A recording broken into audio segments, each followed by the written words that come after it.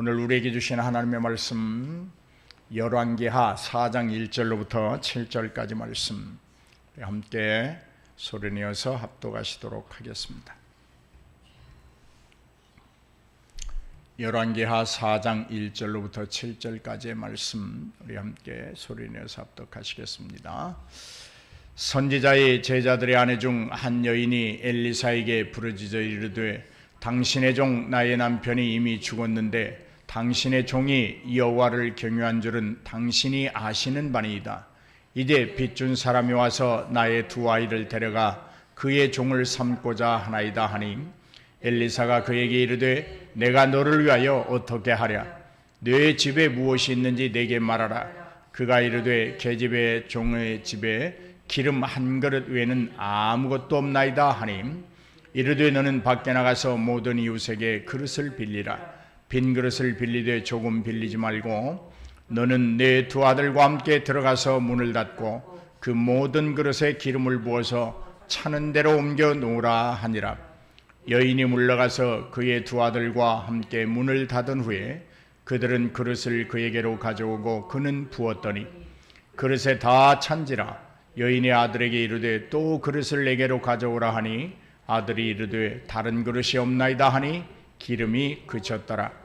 그 여인이 하나님의 사람에게 나아가서 말하니 그가 이르되 너는 가서 기름을 팔아 빚을 갚고 남은 것으로 너와 내 두 아들이 생활하라 하였더라. 아멘. 오늘 말씀의 제목은 지금도 넘치는 하나님의 은혜, 이런 제목으로 함께 은혜를 나누고자 합니다. 우리 기독교를 가리켜서 십자가의 종교다 혹은 고난의 종교다 그렇게 말을 합니다. 그런데 이 말은 우리가 우리에게 붙인 말이 아니라 예수 그리스도의 삶과 그분의 생애를 요약해 놓은 말입니다. 다시 말해서 그리스도의 생애는 고난이었고 십자가의 삶이었다라는 말입니다. 하나님의 영광을 버리고 이 땅에 아버지의 뜻을 이루기 위하여 오시는 순간부터 그의 고난은 시작되었다, 그렇게 볼 수 있습니다. 왜냐하면 그가 태어날 때에 그 아이 하나 누일 말구유조차도, 영원빵 하나조차도 없이 태어났거든요. 그리고 그리스도의 고난이 절정에 이른 사건은 우리가 잘 아는 대로 십자가에서 맞이한 죽음이라고 말할 수 있습니다. 그러므로 예수 그리스도의 오심은 고난의 시작이었고 그의 승귀는 고난의 그침이었다, 그렇게 말할 수 있습니다. 우리는 종종 내가 누군가라는 질문을 가져봅니다. 이 질문에 우리의 대답은 이렇게 말할 수 있습니다. 신분적으로는 나는 하나님의 아들이다. 직위로는 하나님 나라의 백성이고 오늘 우리 현실적으로는 주님을 따라가는 사람들이다. 이것이 오늘의 나인 줄로 믿습니다. 내가 누굴까? 하나님의 아들이에요. 내 직위는 어디에 있을까? 하나님의 백성의 위치에 있어요. 나는 무엇을 하는 사람일까? 주님을 따라가는 사람인 줄로 믿습니다. 우리는 주님을 따라가는 사람들을 향해서 그리스도인이라 이렇게 부릅니다. 크리스찬이라. 그러므로 다른 사람들이 나를 보고 그리스도인이라고 부를 수 있겠느냐라고 하는 질문을 자신에게 던져볼 필요가 있습니다. 남들이 보고 저 사람은 예수를 따라가는 사람이야 라고 말할 수 있겠느냐는 것입니다. 아무리 우리 자신이 자신을 향해서 너는 하나님의 사람이야 라고 한다 할지라도 세상 사람들에게서 인정을 받지 못한다면 그것은 허상에 불과한 거예요. 어린 예수님이 키가 자라고 지혜가 자라며 하나님과 사람들에게 사랑스러움을 받았다, 그렇게 말하고 있습니다. 우리가 하나님 앞에 하나님의 사람이라고 인정함 받는 것 매우 중요합니다. 그러나 세상 사람들에게도 인정을 받아야 될 줄로 믿습니다. 만약 사람들이 나를 보고 저 사람이 예수 믿는 사람일까? 라고 하는 퀘스천 마크를 붙인다고 하면 지금 나는 그리스도의 생애를 온전히 따라가는 그런 사람이라고 자부할 수 없을 것입니다. 고로 나의 주변에 있는 모든 사람들이 나를 그리스도인이라고 인정할 수 있도록 우리는 언제나 노력하고 경건하고 거룩한 삶을 살아야 될 것입니다. 여러분, 인간이라면 고난을 싫어하지요. 목사인 저도 고난은 싫습니다. 고난이 싫은 대신 우리는 안일한 걸 좋아합니다. 쾌락을 좋아합니다. 하지만 그리스도인들은 그리스도의 고난을 회피하거나 십자가를 져야 할 그 순간에도 도망가지 않는 것이 그리스도인입니다. 고난을 싫어하지 않습니다. 진정한 크리스천이라면 십자가를 자원하여 짊어집니다. 진정한 크리스천이라면 고난을 회피하거나 십자가를 져야 할 순간에 도망치지 않는다는 말입니다. 당신이 정말 진정한 크리스천이라면 고난의 잔을 달게 마시고 있을 것입니다. 주님은 고난을 회피하지 말고 십자가를 달게 지라고 말씀하셨습니다. 우리는 고난의 양이나 질에 대하여 전혀 알지 못하지만 주님은 십자가의 죽음이 어떤 것이며 그 고난이 죽음보다 더 고통스러운 것임을 알면서도 그 고난을 회피하지 않으셨습니다. 그런 주님이 오늘 우리에게 이렇게 말씀하십니다. 누구든지 나를 따르거든 자기 십자가를 지고 나를 따르라. 한번 따라서 하십시다. 누구든지 나를 따르려거든, 크게 하십시다. 누구든지 나를 따르려거든 자기 십자가를 지고 나를 따르라. 신앙생활에서 가장 힘이 들 때는 원치 않는 고난이나 어떤 어려운 상황이 주어졌을 때입니다. 믿음이 좋다고 말하는 사람들도 어려움이 닥치면 하나님 앞에 무릎을 꿇기보다는 인간의 경험이나 지식, 학역이나 인맥을 동원해서 상황을 벗어나 보려고 합니다. 그래서는 안 된다는 것을 몰라서가 아닙니다. 그래서는 안 된다는 것을 알면서도 그 길을 먼저 선택합니다. 이것이 우리의 어리석음이에요. 오늘 말씀을 묵상해 보면 신학을 전공하던 신학생이 죽었습니다. 그는 하나님의 종이 되겠다고 다짐하고 그 길을 나섰지만 꽃을 피워보지도 못하고 그만 죽고 말았습니다.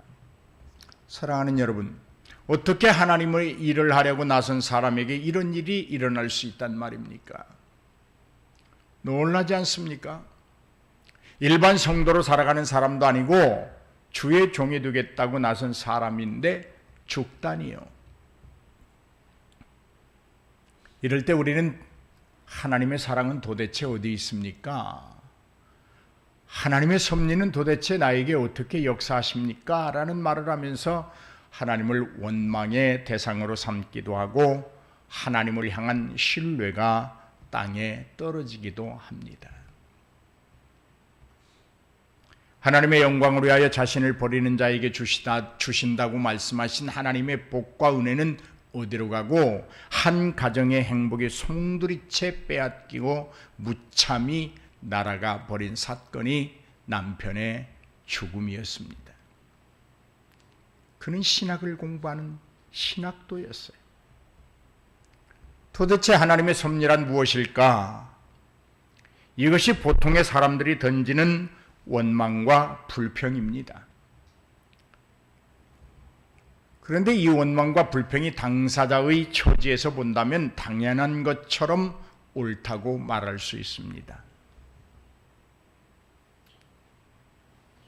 이 일 후에 또 하나의 감당할 수 없는 일이 일어납니다. 일순간에 가족의 행복은 산산조각이 났고 이제 가족들은 뿔뿔이 흩어져 남의 집에 종살이할 처지가 되었습니다. 엎친 데 겹친 격입니다. 채무를 갚지 못하면 자식들마저도 꼼짝없이 품꾼이들 형편에 처했습니다. 모세가 가르쳐준 율법에 따르면 채무자가 빚을 갚지 못할 때는 그 사람과 그의 자녀마저도 희년이 이르기까지 종으로 삼을 수 있는 권리가 채권자에게 있습니다. 빚을 갚지 못하여 남의 종이 된다는 것은 할 수만 있으면 피해야 하는 절명적인 문제이기도 합니다. 빚 때문에 나의 자녀들이 남의 집에 가서 종살이를 한다. 뿐만 아니라 나 자신도 그 채권자의 집에 채무자로서 노예 생활을 해야 한다는 것. 이것처럼 비참한 가난이 어디 있겠습니까? 오늘 본문은 더욱 심각합니다. 더욱더 하나님의 종이 되겠다고 나선 사람의 가정에 이런 일이 일어났으니 얼마나 견디기 힘든 일입니까? 혹시 여러분 중에 이런 상황을 경험해 보신 분이 있습니까? 본문 말씀 2절에 내가 너희를 위하여 어떻게 하랴라고 엘리사가 여인에게 묻습니다. 내가 너희를 위하여 어떻게 하랴, 이 말은 하나님이 지키시고 인도하시고 지지하시고 충분히 채우시는 하나님의 섭리의 은혜를 말하고 있습니다. 내가 너희에게 어떻게 하랴, 내가 너희를 어떻게 지켜주랴, 내가 너희를 어떻게 인도할꼬, 나의 지지가 무엇이 필요하니, 이런 하나님의 은혜입니다. 하나님은 오늘도 우리에게 넘치도록 은혜를 주십니다. 아멘입니까? 지금도 주고 계십니다. 우리와 처지와 형편이 어떠하든지 하나님의 전지하신 능력으로 우리의 상황을 일으켜 세우십니다. 우리를 도우십니다. 우리를 지지하십니다. 그리고 우리에게 하나님을 영원토록 찬양하게 하십니다. 여러분, 예수님께서 어느 날 여리고를 떠나 다른 곳으로 가고 있었습니다. 길을 가고 있을 때 소경들을 만나게 됩니다. 예수님이 지나간다는 소리를 들은 소경들이 소리를 고래고래 지르며 부르짖습니다. 다윗의 자손 예수여, 우리를 불쌍히 여기소서. 제자들은 이 소리를 듣고 시끄럽다고 입을 다물라고 가로막았습니다. 그러나 예수님은 제자들과는 달리 그들에게 다가가셔서 이렇게 묻습니다. 너희에게 무엇해 주기를 원하느냐? 너희에게 무엇해 주기를 원하느냐? 아마 주님은 이렇게 말씀하시려고 했을 것입니다. 나는 너희들이 원하는 것은 무엇이든지 다 해줄 수 있는 능력자다. 또한 너희들의 소원을 내가 들어주려고 지금 너희에게 다가왔다. 그러니 두려워 말고, 수치스러워도 말고, 감추려고도 하지 말고, 내가 너희에게 어떻게 해주기를 원하는지 솔직하게 담백하게 말해보렴. 할렐루야. 오늘 이 말씀이 어찌 저 소경들에게만 하신 말씀이겠습니까? 오늘 우리에게도 하시는 말씀인 줄로 믿습니다. 전지전능하신 하나님, 은혜롭고 자비로우신 하나님, 자기 백성을 외면하지 않으시고 찾으시며 도우시고 가르치시고 인도하시고 지지하시는 하나님을 소경들이 만났습니다. 오늘 여러분에게도 이런 만남이 있기를 주의 이름으로 축복합니다. 여러분은 여러분을 위하여 준비하고 계시는 하나님을 믿습니까?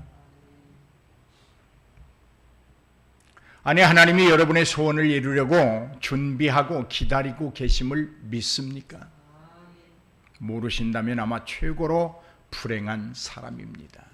빨리 그 자리에서, 그곳에서 벗어나기를 주님의 이름으로 권면합니다. 부르짖어야 합니다. 다윗의 자손 예수여, 우리를 불쌍히 여기소서. 다윗의 자손 예수여, 유정수를 불쌍히 여겨 주옵소서. 우리 다 같이 자기 이름을 한번 넣어서 외쳐봅니다. 시작. 다윗의 자손 예수여, 유정수를 불쌍히 여겨 주옵소서. 부르짖음이 있어야 돼요. 어린아이와 같이 떼를 쓰며 부르짖어도 괜찮습니다. 아니, 그렇게 부르짖어야 합니다. 왜냐하면 지금 우리의 형편은 부르짖지 않고서는 이 난국을 헤쳐나갈 힘이 없습니다. 부르짖는 것 외에 다른 방법이 없습니다. 휘어질 대로 휘어진 우리의 허리를 펴주실 분이 유일하신 예수 그리스도이시기 때문입니다. 그분만이 길입니다. 그분 안에 생명이 있습니다. 그분에게만 진리가 살아있습니다. 부르짖어야 합니다. 주여, 내 마음에 이 굳은 마음을 불쌍히 여겨 주옵소서. 유정수의 굳은 마음을 불쌍히 여겨 주옵소서. 유정수의 이 나태하고 게으른 신앙을 불쌍히 여겨 주옵소서. 유정수의 이 나만 앞세우려고 하는 이 교만을 불쌍히 여겨 주옵소서. 하나님은 당신의 아들을 주어서 우리의 생명을 건져내셨건만 우리는 작은 것 하나마저도 내 것이라고 움켜쥐고 하나님께 드리기를 꺼리는 이 감사할 줄은 모르는 유정수의 마음을 하나님 고쳐주옵소서.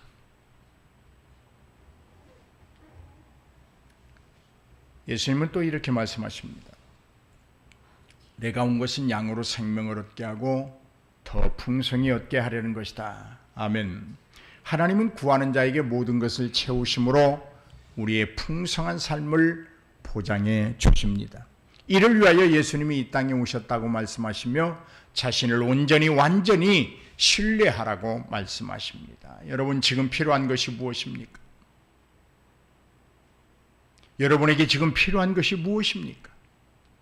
하나님은 준비하고 계십니다. 아멘 하세요.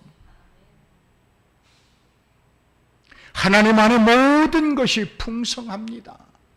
우리가 알지 못하여 구하지 못하는 것도 하나님은 우리의 몫으로 준비하고 계십니다. 하나님께는 넉넉함이 있습니다. 하나님은 여러분 만물상이십니다. 없는 것이 없습니다. 우리의 모든 것을 가지고 있어 구하는 것조차도 어쩌면 부끄럽고 사치스러울 정도로 하나님은 다 가지고 계십니다. 모든 것이 있습니다. 모든 것의 전부가 되시는 하나님이십니다. 오늘 여러분에게 필요한 것이 뭐냐고요? 오늘 여러분이 있어야 할 것은 또 무엇입니까? 여러분에게는 없지만 하나님께는 있습니다. 하나님 밖에는 없지만 하나님 안에는 있습니다. 하나님 앞으로 나오십시오. 그리고 부르짖으십시오. 다윗의 자손 예수여, 나를 불쌍히 여겨 주옵소서. 필요한 것, 있어야 할 것을 다른 곳에서 찾지 마시고 주님 안에서 찾으시기를 주의 이름으로 권면합니다. 죽음마저도 다스리시는 분이 우리의 아버지 하나님이십니다. 준비하시고 계시는 하나님, 돕기를 원하시는 하나님, 모든 것의 전부가 되시는 하나님, 너무나 풍성해서 풍성하다는 말조차도 미안한 하나님, 충만으로 모든 것이 넘치는 하나님, 이 하나님을 놔두고 어디에서 필요를 채우고 어디에서 있어야 할 것을 얻으려고 하십니까? 하나님께 부르짖으십시오. 하나님께 부르짖으십시오. 엘리사가 여인에게 묻습니다. 너희 집에 무엇이 있느냐? 여인이 대답합니다. 기름 한 그릇밖에 없습니다. 여러분, 이 여인은 남편이 죽었습니다. 이제 자녀들은 채무자로서 채권자의 집에 종으로 팔려가게 되어 있습니다. 잡혀가게 되어 있습니다.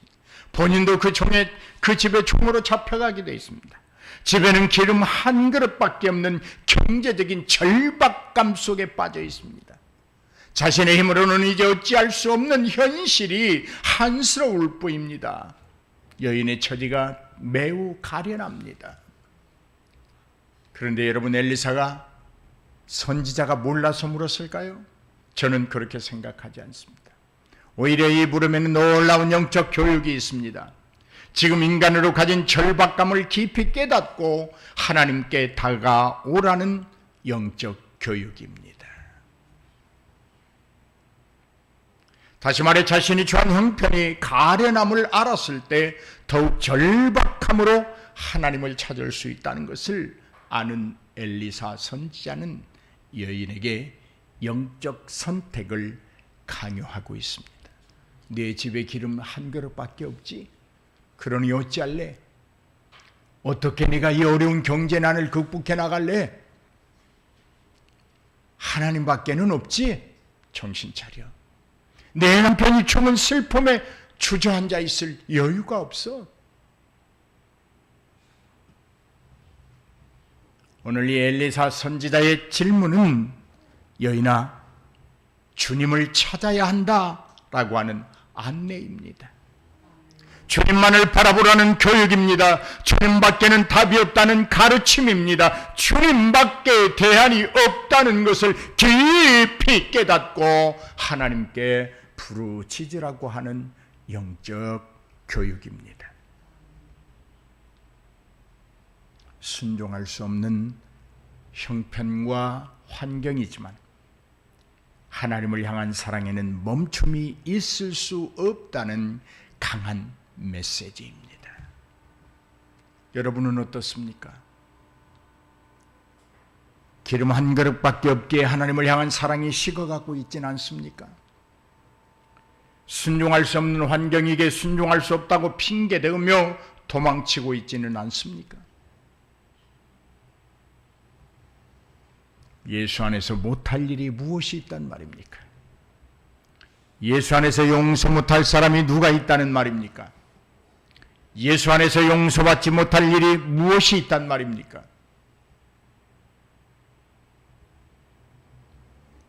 기름 한 그릇밖에 없는데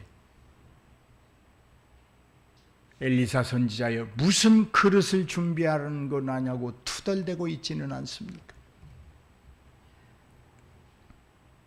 하나님은 100번의 제사보다 단 한 번의 순종을 기뻐하시고 그 사람에게 복을 주시는 분이십니다.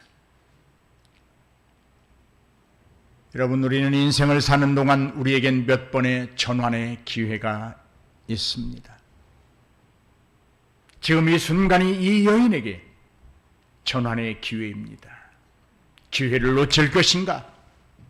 놓침으로 기름 한 그릇으로 인생을 마무리할 것인가? 아니면 순종함으로 넘치는 기름을 얻을 것인가? 여인은 선택해야 합니다. 그렇다면 무엇이 이 둘을 갈라놓을 수 있을까요? 오직 순종입니다. 순종이냐 불순종이냐 이 차이입니다.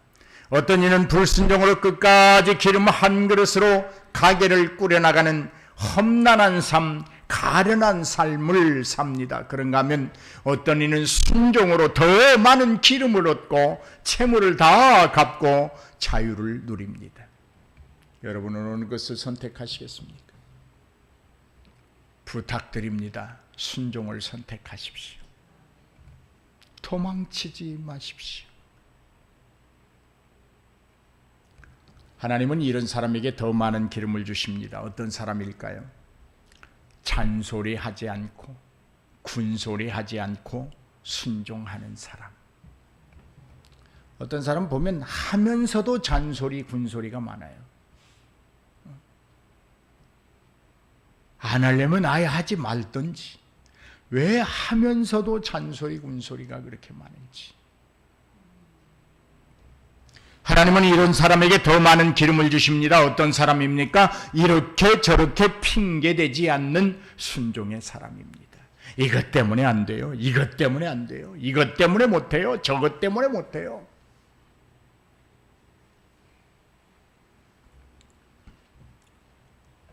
하나님은 이런 사람에게 더 많은 기름을 주십니다. 어떤 사람일까요? 이유를 달지 않는 순종하는 사람입니다. 거부하지 않는 순종의 사람입니다. 하나님은 이런 사람에게 더 많은 기름을 주십니다. 어떤 사람일까요? 무조건 순종하는 사람입니다. 이 사람에게 하나님은 더 주시는 거예요. 자, 이렇게 묻고 싶습니다. 잔소리 군소리 없는 순종, 이렇게 저렇게 핑계대지 않는 순종, 이유를 달지 않는 순종, 거부하지 않는 순종, 무조건적 순종, 이들 중에 여러분은 몇 개나 가지고 있습니까? 네? 여러분은 몇 개나 해당되시냐고요? 선지자 엘리사가 말합니다. 문을 닫고 들어가 그 그릇에 기름을 부어 차는 대로 옮겨 놓아라. 여러분은 어떻습니까? 세상과 분리되어 전심을 다하여 하나님을 찾고 계십니까? 세상을 볼 수 있는 문을 닫고, 아니면 아직도 기름을 부으면서 하나님께 집중하지 못함으로 기름을 다른 곳으로 흘려보내고 있지는 않습니까? 주님의 사랑으로 권면합니다. 지금 이 시각 세상을 향하여 열려있던 문을 닫으십시오. 그리고 오직 하나님만 바라보고 하나님만 의지하고 하나님의 인도하심을 받으십시오. 세상의 문을 닫고 하나님을 향한 문을 활짝 열어놓으십시오. 하나님의 복을 받으려면 세상으로 열려있는 문을 닫아야 합니다. 두 가지 문을 다 열어놓고는 선명함을 누릴 수 없습니다. 세상이냐 하나님이냐 둘 중에 하나여야 합니다.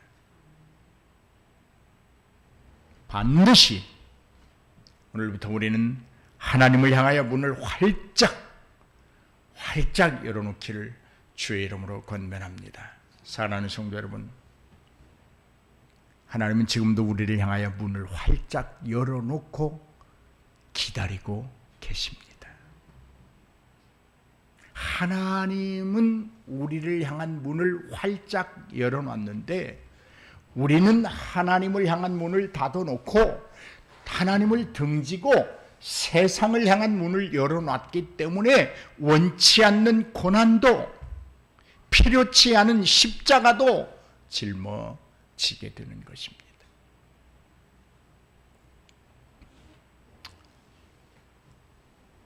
내가 너희를 위하여 무엇을 하랴?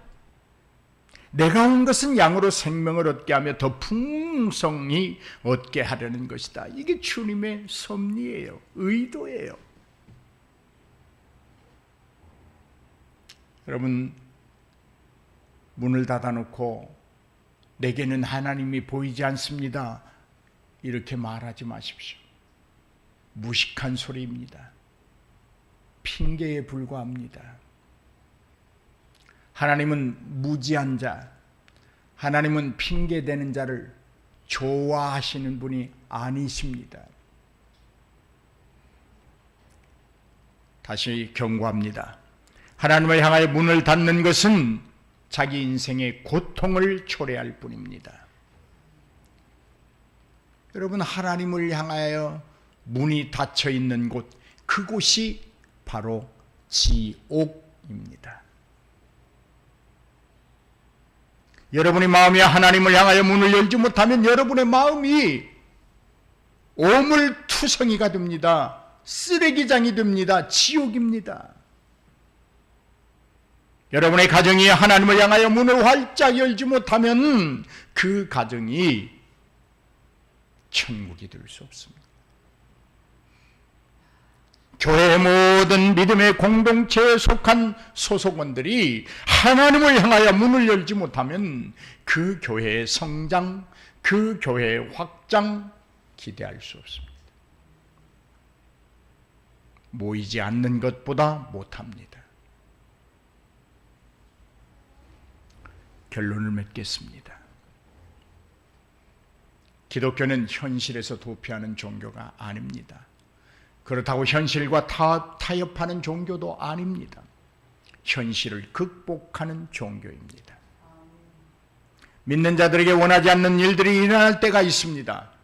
그러나 하나님의 보이지 않는 손, 하나님의 섭리의 은혜는 여전히 그 현장의 능력으로 임하고 계십니다.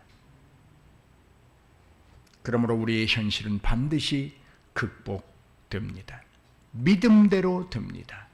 준비한 대로 됩니다. 큰 믿음에는 크게 역사가 일어납니다. 많이 준비하면 많은 기름을 확보할 수 있습니다. 순종하는 자에게 하나님의 복은 임합니다. 하나님은 절대적으로 의지하고 신뢰할 때 현실은 극복됩니다. 저를 따라하십시오.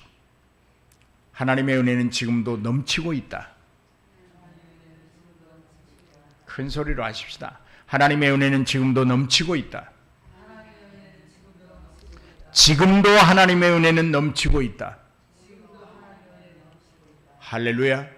지금도 넘치는 하나님의 은혜는 계속해서 우리에게 임하고 있습니다. 아멘. 기도하십시다.